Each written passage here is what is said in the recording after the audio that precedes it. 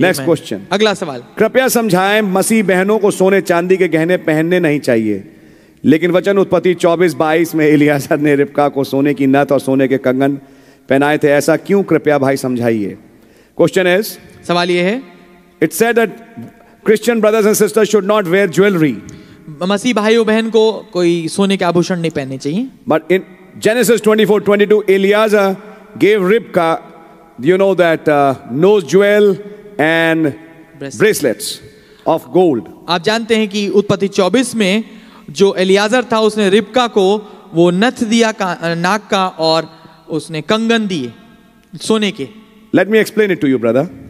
आइए मैं आपके सामने इसको समझाऊंगा भाई। Turn with me in your Bibles to the book of 1 Timothy. मेरे साथ निकालिए पहला तिमोथियस की किताब।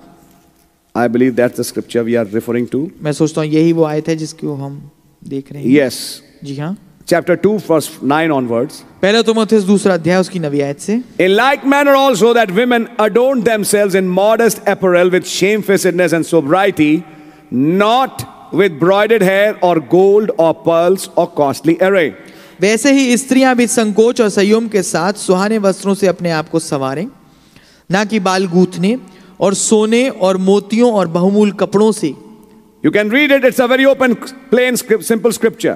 आप इसको पढ़ सकते हैं, बिल्कुल खुला बड़ा साफ स्पष्ट वचन की आयत है। Then why was Rebecca given such? तो फिर रिबका को ऐसा क्यों दिया गया? Very simple answer. बहुत साधारण जवाब है। Eliezer was a shadow. Eliezer तो एक तस्वीर थी, Rebecca is a shadow. और रिबका भी एक परछाई है। And all that's happening in the Old Testament is shadows and symbols, brother. और जो कुछ पुराने नियम में हो रहा है मेरे भाई वो परछाई और तस्वीरें हैं। What was gold and silver for Rebecca which she had to wear is the baptism of Holy Ghost today. Amen. जो कुछ सोना था और चांदी था जो रिबका के लिए जिसको पहनना था वो पवित्र आत्मा है आज।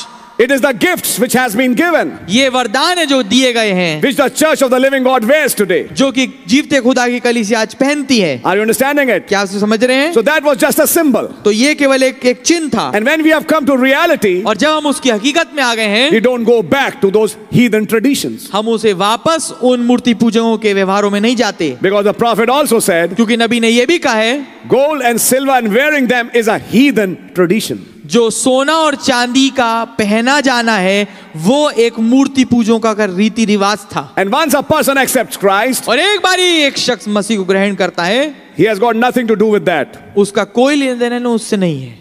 अब इस पे अच्छा एक सवाल है जो मैं आपको जवाब दूंगा।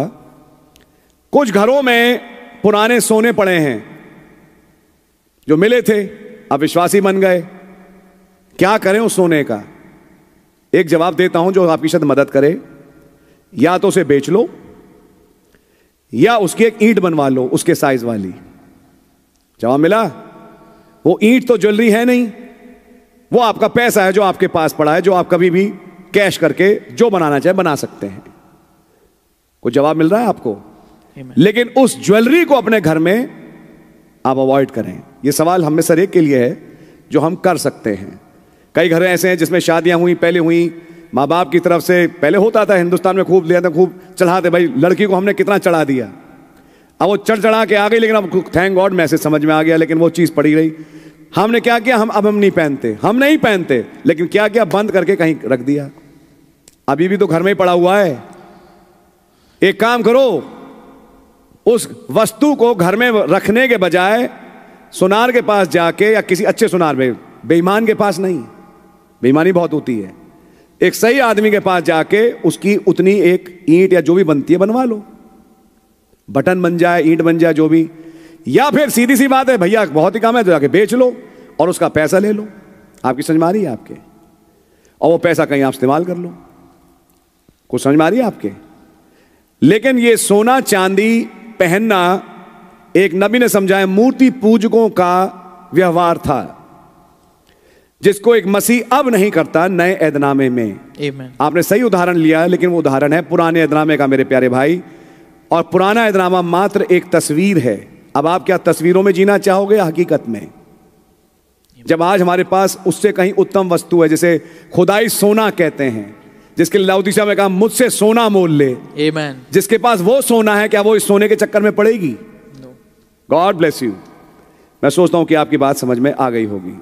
It is request to my all subscribers, please subscribe our other YouTube channel William Branham Sermons in Audio। मेरी तमाम देखने वालों से दरख्वास्त है कि हमारा एक और YouTube चैनल है जिसका नाम है William Branham Sermons Audio, इसे भी सब्सक्राइब कर लें।